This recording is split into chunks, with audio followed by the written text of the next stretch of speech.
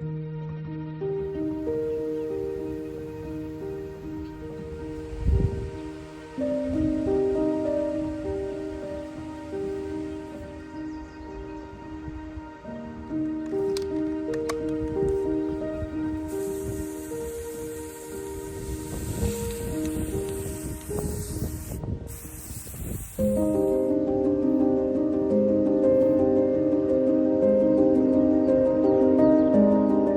friends, it's Rosalind. Welcome back to our Gardens and a Tiny Flower Farm. It is the very last day of July and it is like 20 degrees cooler than it has been any other day of this month.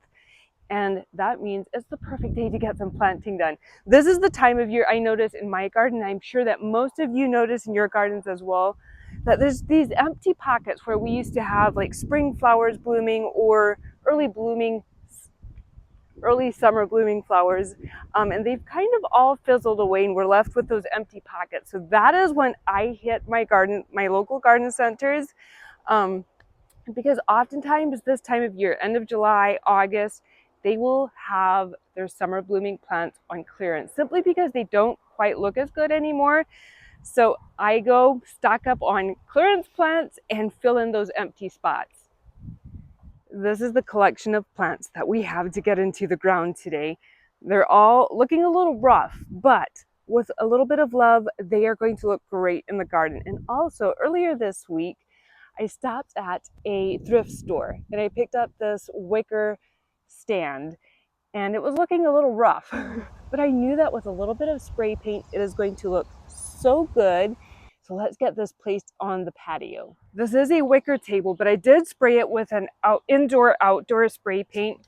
I love using Rust-Oleum indoor-outdoor spray paint because it's for wicker, anything like that. So we'll just have it out here in the summer months and then take it inside in the winter months.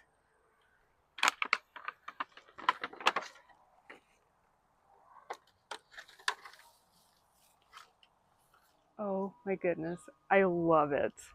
So I gave like $4 for this little stand, wicker stand at the thrift store. And then I paid $6 for the can of paint. So we gave $10 altogether for this sweet little stand. And oh, I love how it's looking right there beside the swing. Okay, let's go see what kind of plants we have to get into the ground today. Got one of my best gardening friends, my garden knife, because we're going to be splitting some of these perennials in half. We get 2 plants out of 1. First thing is the catmint. I got quite a few catmint plants and I'm hoping to split them in half. So I paid $4 per plant. If we can split them in half, we'll only be paying $2 per plant. I know this one looks a little rough, but I think after we clean it up a little and possibly split this one in half as well, do you see where there's possibly 2 plants in there? This is Boom Chocolata geranium. It wants full sun to part sun. It'll be perfect to just fill in one of those little spots in the garden. And 6 lavender plants. Again, these don't look that good, but with a little TLC, they're going to be great. So I gave $8 for this, which means what, $1.50 per plant? These are going out in the new perennial cut flower garden. And we also got 2 hydrangeas that are going to go, well, I'll share in just a little bit where they're going. But this is, I saw this one at the garden center this spring and I thought, oh, we really want to have this one. But I thought I'd just wait for a little bit, see if they possibly go on sale. It grows 3 to 5 feet tall, 3 to 5 feet wide. It wants morning sun, afternoon shade, growing zones 5 through 9. And it has dark purple foliage with those gorgeous red flowers that you can see. They're just starting to bud up. Isn't that so exciting? And it was only $15. I already have one of these hydrangeas, but I love it so much that I want to add another one. This one is Bloomstruck Reblooming Hydrangea. Grows 3 to 4 feet tall and 4 to 5 feet wide. Grows in growing zones 4 through 9. Again, it wants morning sun, afternoon shade. So in my garden, it gets the pink flowers, but if you have an acidic garden, it will have these blooms. Absolutely gorgeous in the garden. Let's see if we can get this geranium and the catmint, hopefully cut in half.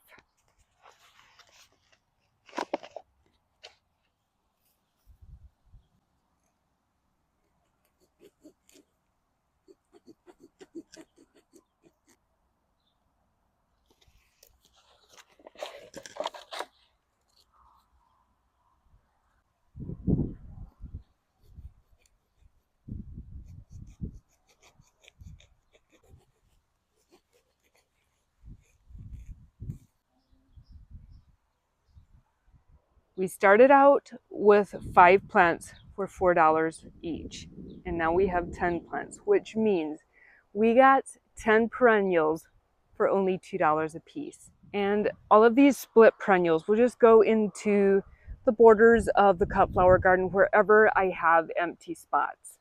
In front of this rose, I do have some blue veronica, or I mean, I guess it's kind of blue. I have some lilies right here. So I was thinking, this blue catmint right behind the lilies, can you imagine that with the pink roses and the hydrangeas next summer and with the daylilies?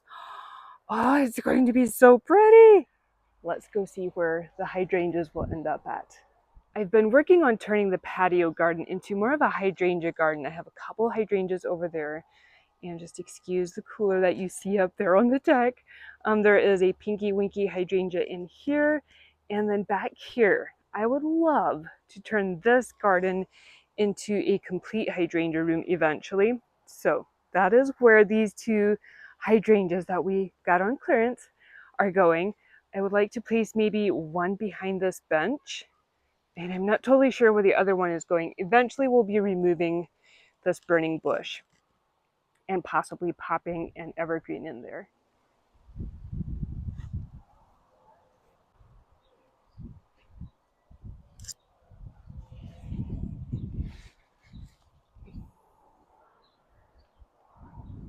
This is what I'm thinking. We'll move the bench over a little bit and have this hydrangea, which grows 3 to 4 feet tall, right behind the bench. And then behind that, since this one grows 4 to 5 feet tall, we're going to remove the hosta and place the hydrangea in there, right between these 2 ferns. Don't you think, like, the contrast of the ferns and that purple hydrangea? Then we'll have this green hydrangea in front. Like, don't you think that will be a very beautiful contrast? And eventually the hydrangea will grow up to like just below that window and kind of block out some of that other stuff.